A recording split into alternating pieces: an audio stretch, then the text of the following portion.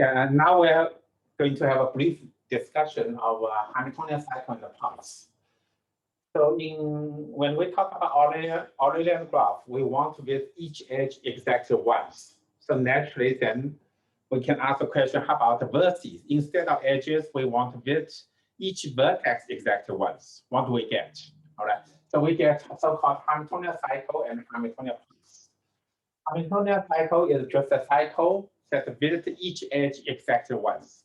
So we do not repeat vertices and edges at all. Okay. And Hamiltonian path is a path that visits each vertex exactly once. So we may start with a vertex, visit each vertex exactly once, and with another vertex. For Hamiltonian cycle, we come back. Okay. So then that graph is called Hamiltonian, or graph is Hamiltonian graph if it has a Hamiltonian cycle. So here are an example of a Hamiltonian graph and a non-Hamiltonian graph. This graph contains a Hamiltonian cycle. It's very easy to see it. Okay, for example, we can just do like this. Come back here.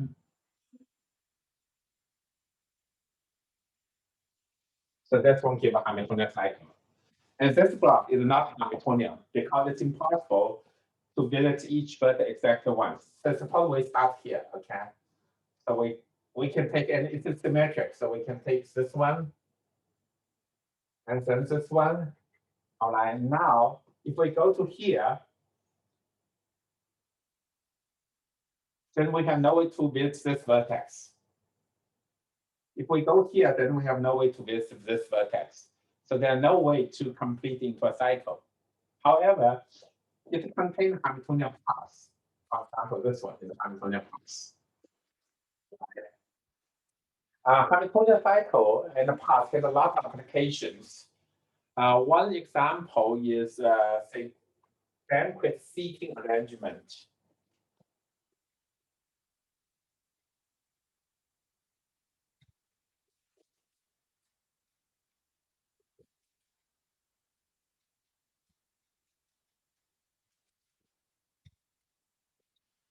All right. So you invite some friends to have a banquet, and they will sit in a round table. So we have a round table, maybe 12 people or 10 people sit around the table. All right. So we'll sit around the table.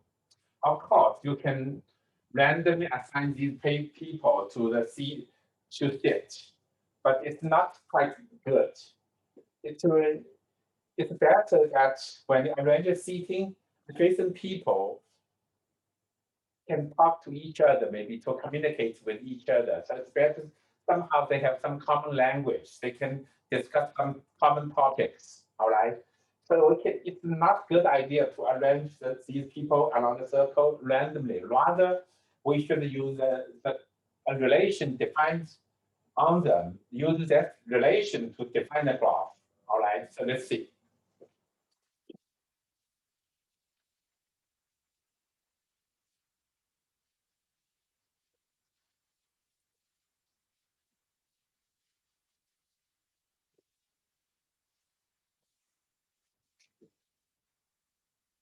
So suppose I have 10 people, the P1, P2, P3, maybe P4, P5, P6, P7, P8, maybe P9, and P10. All right, so each will be represented by vertex. Then we add an edge between two people if they have some common language. So that means they can be adjacent in the speaking. We can put them as adjacent, right? So that depends on the requirement. But somehow that means we add an edge between two people, means they have some common language, a common topic to discuss. All right. So we form a graph. For example, eventually we get a graph. So maybe it's okay for these people.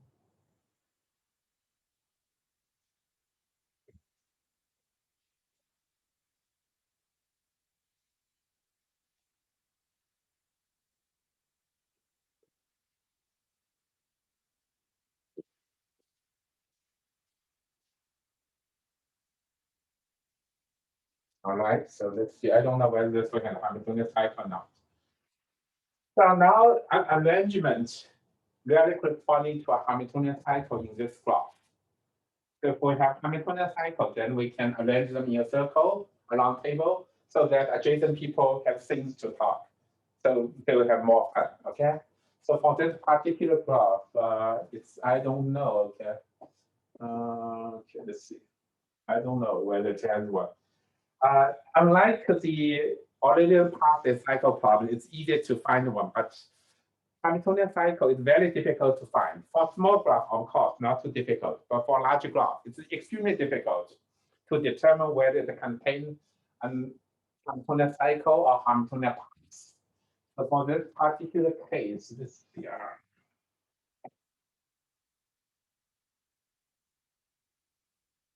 I really don't know. Okay, maybe let's try. Okay.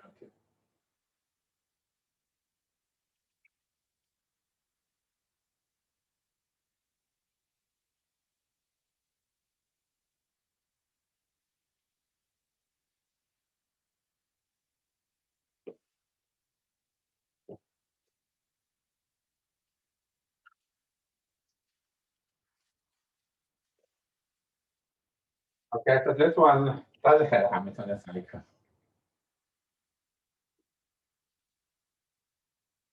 Okay, so we have a Hamiltonian cycle. So we can arrange these people in a long table so all of them are happy. So it will be not too boring when they eat. They have things to discuss. All right. So that's one actually very classic application in real life. You may want to use it next time when you invite people to have a banquet. All right. Okay. Now, as I said before, it's very, very difficult to decide whether so let's just finish with the famous Peterson graph to show it contains Hamiltonian path but not Hamiltonian cycle.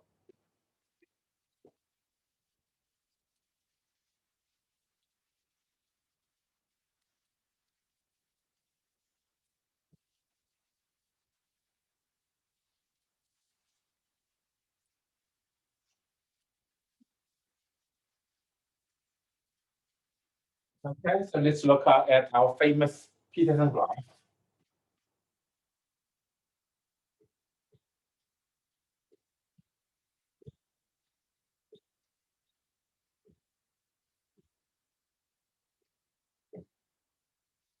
Okay, so this graph does contain a Hamiltonian path. Actually, very easy to find because it's highly symmetric, this graph. So we can basically start with any vertex and then easily can grow the path into Hamiltonian path.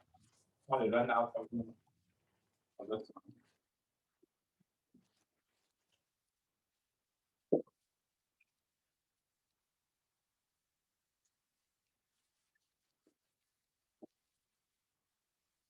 I have to wait.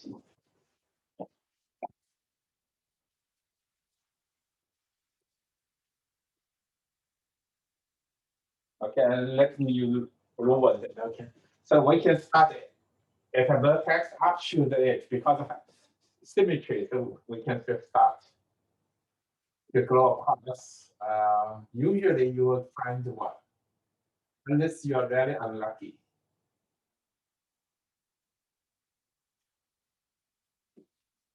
Okay. Now, if I do this, I certainly do not find out Hamiltonian paths. But don't worry, I can extend from this end. So that will give me Hamiltonian paths. Start here and here. All right. So the graph is really, indeed, it's a contain Hamiltonian paths. Okay.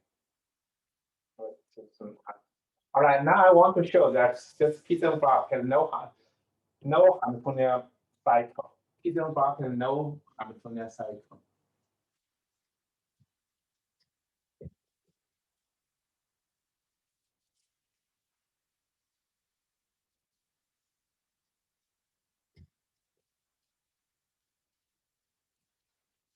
Actually, even the graph is very small. It's not really straightforward, a trivial to show that it has no Hamiltonian cycle. All right. So here is a short proof to show it has no Hamiltonian cycle. So we prove by contradiction. Suppose it contains Hamiltonian cycle. All right, suppose it contains Hamiltonian cycle. So we have 10 vertices arranging a circle, right? So it's 1, 2, 3,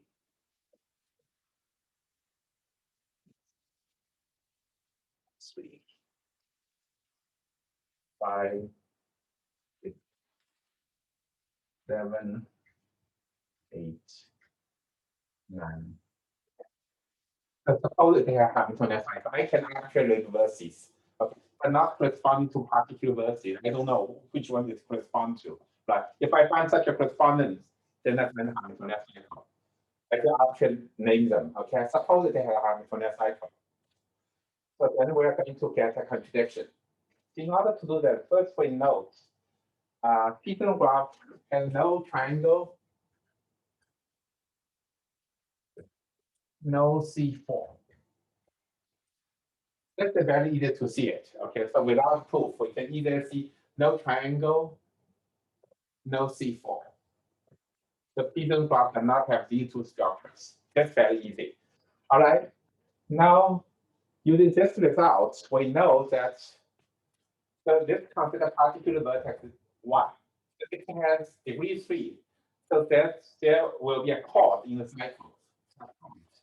So there's no C3, no C3, and no C4. Only possible chord from this vertex is either this one or this one or this one.